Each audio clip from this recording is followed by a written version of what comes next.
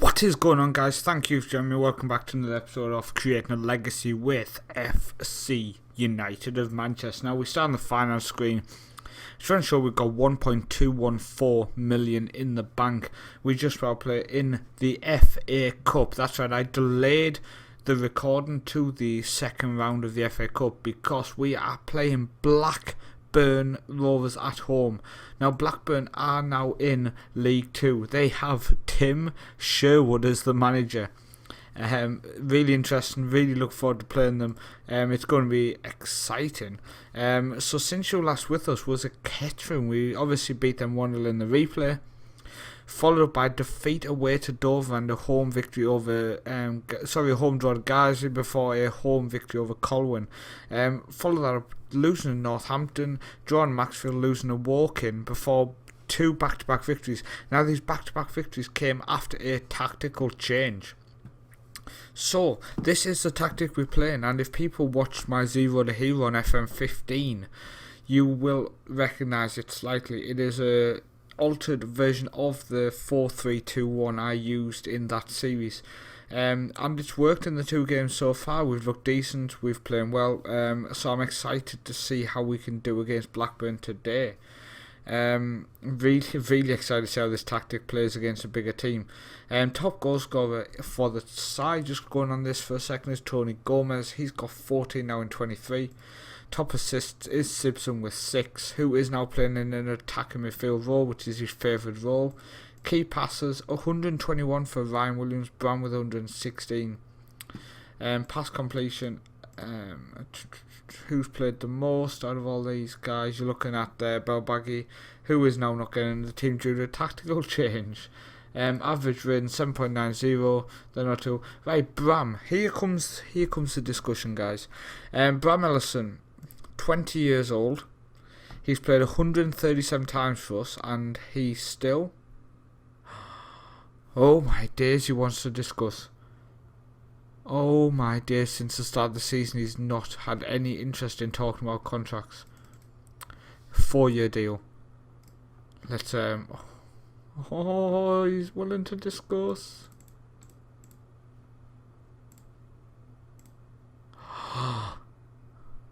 We've actually got him. Hallelujah. Okay, so what I was going to say is Bram Ellison has been dropped from the first team at the hope we could convince Anthony O'Sullivan to join us after his contract runs out at Crewe. But now Bram has signed a new deal. Welcome back. You are back in the first team.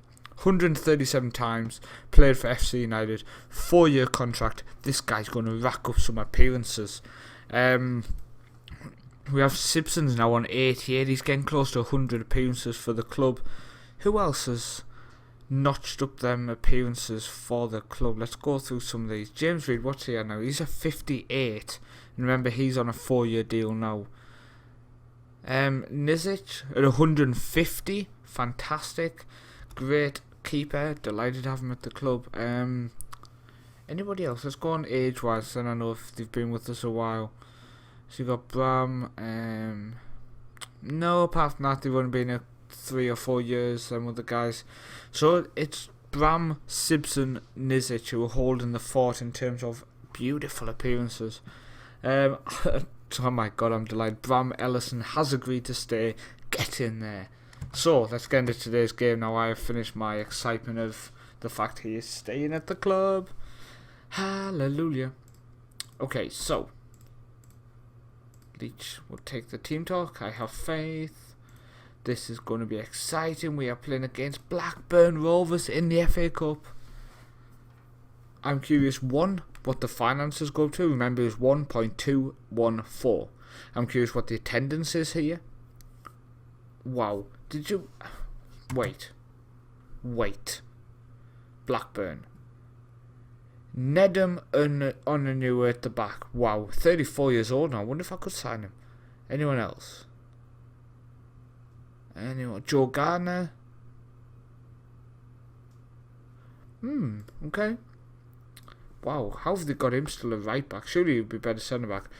Also, I learned a lot from second yellow card. Early on in the week, he released his post-mortem of his first season in the in the Premier League with Wimbledon.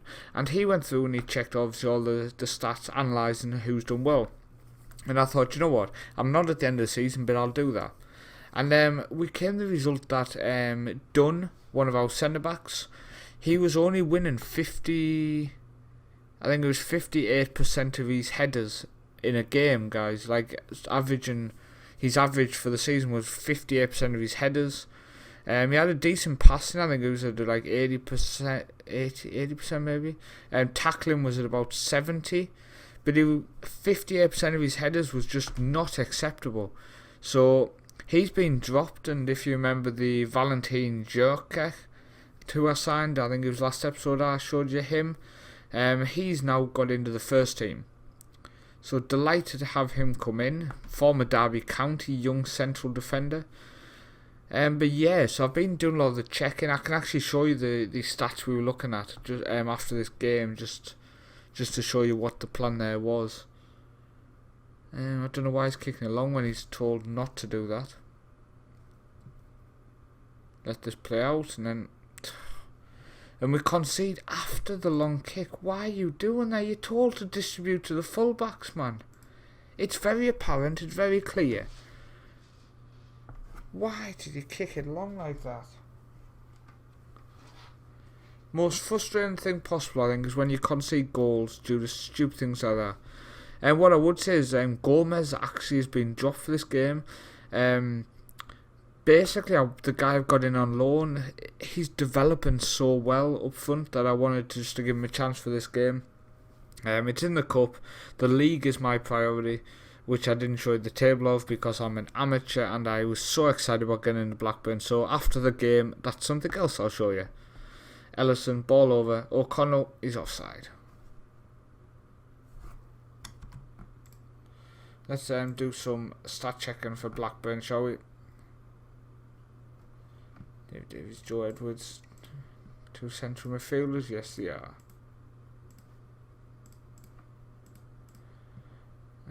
David Davies, why we're not closing him? Just get on their central midfield a bit more there, I think. Just looking at our stats, I'm looking at the fact we haven't had a shot, but we dominate in possession, but we're just not getting the shot away. Very frustrating. Better passing. We've had the ball more. So O'Connell's going to come off for Gomez. So let's see if we can get back out there in the second half and win the game. Simpson's picked it up. He lays it off to Ellison. Ellison to Reed, to O'Toole, back to Ellison. Ellison go wide. The other wide. Okay. That was not the way I would have gone. Edwards to Patton, to Onuhua. Yeah. Williams to Simpson. Simpson turns three round him.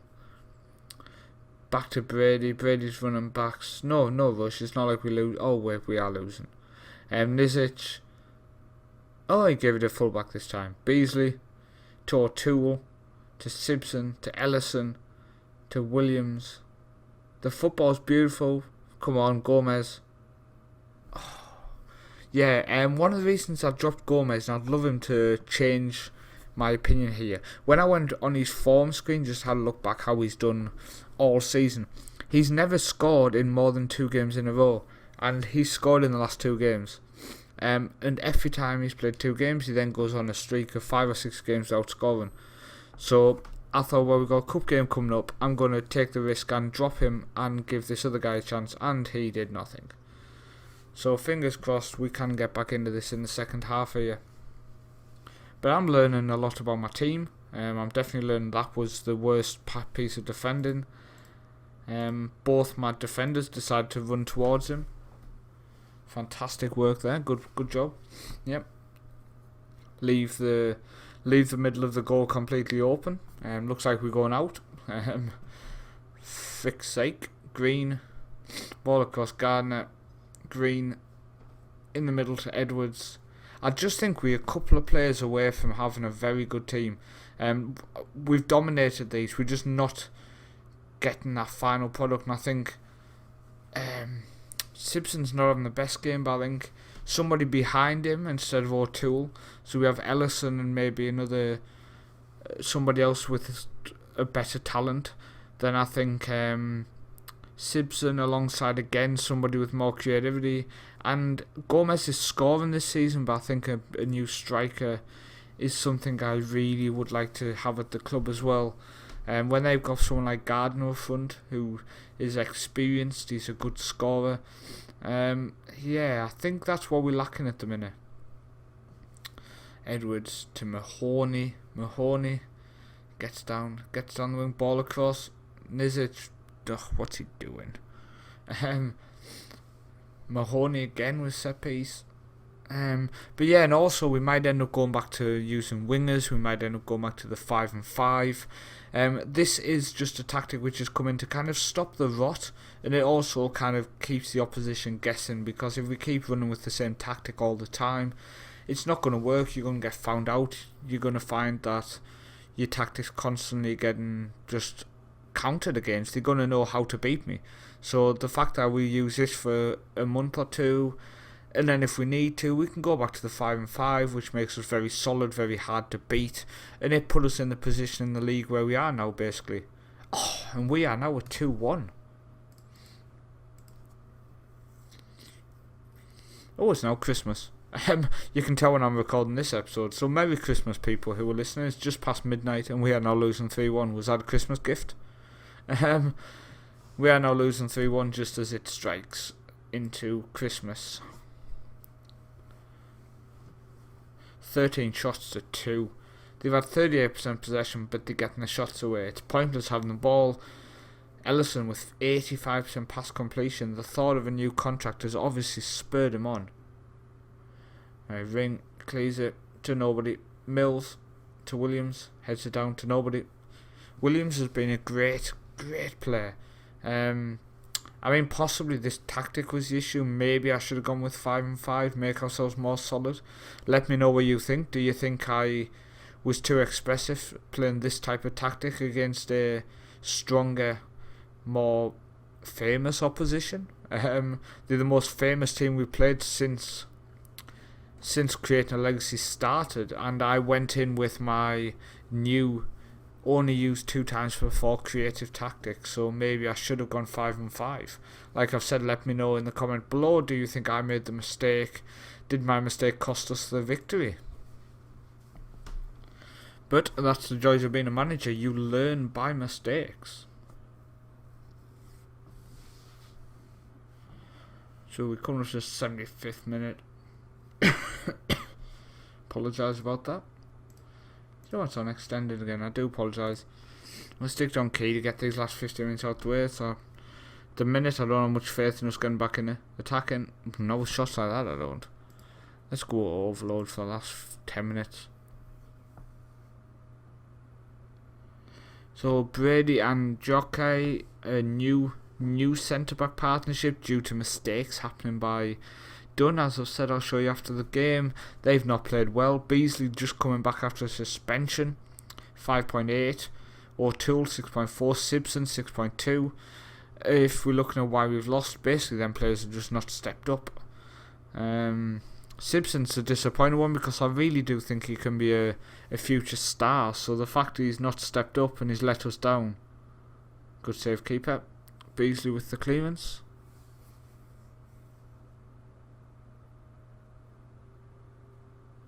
Ball in, and it. Oh, wow! He broke our post. What's the keeper doing? I mean, give me strength. What's he doing? Right, Gomez lays it into Simpson. Simpson to Mfrim. Wow, Mahoney just dances past us. I need new fullbacks as well, I think, if we go up to the next level as well, or when we go to the next level. I mean, the keeper, obviously at 150 appearances, he's been with us a while. I genuinely think he's good enough for the next level up as well. Beasley, Simpson to O'Toole, spreads it to Mills, and we've lost the game. The game is finished at FC United Manchester 1, Blackburn 3. So disappointing, but can't win them all. Our balance went up by like 20k. Oh, I thought it would have gone up by more than that. What was the attendance? Sorry, wrong screen. 4.238. Is that a sellout? Is that a sellout? Yes, it is. Our first sellout. Is there a mention of that? It might come up in next bit. But one of the competitions, first thing I forgot to show you is the league table. We're sitting in third place, but we do have a game in hand over the other two teams above us. So we could go within 8 points of Wrexham and within a point of Accrington Stanley. Who are they? So what I wanted to show you was Brady. First off, what I did was on the stats screen. So as you can see, he's winning 81% of his tackles. Passing is 62%, is not the best, but also here headers won 81%. Okay. Then we go on to Dunn, who's been dropped. Wrong screen. Do apologise. So you'll see he's winning 90% of his tackles, which is fantastic. It's better than the other guy. So, but a lot less tackles. But then what I would say is headers won 54%. So he's just not doing it in terms of winning the ball in the air. So now this guy's played a full game. So 2 tackles, he won them both. But he's only 50% of headers won. So I need to now check him, keep an eye on him. Because if he's not winning the headers, then it's best to put that all centre-back partnership back together, I think. Because it's just silly to break up a partnership. The partnership was doing well, but at the end of the day, if one guy's letting down the side, I thought it was best to give the other guy a chance for now, and he just wasn't winning enough headers. There was a lot of balls going over the top, which we were conceding from. So the idea is to kind of rein in the amount of times we were conceding goals, conceding sloppy goals. But yeah, that's the end of the episode, I think. It's everything I wanted to check. I need to make sure I make notes for future episodes, so I do apologise if it's a bit hit and miss. Thanks for watching, hope you enjoyed it. I will see you next time for another episode of Creating a Legacy with FC United of Manchester.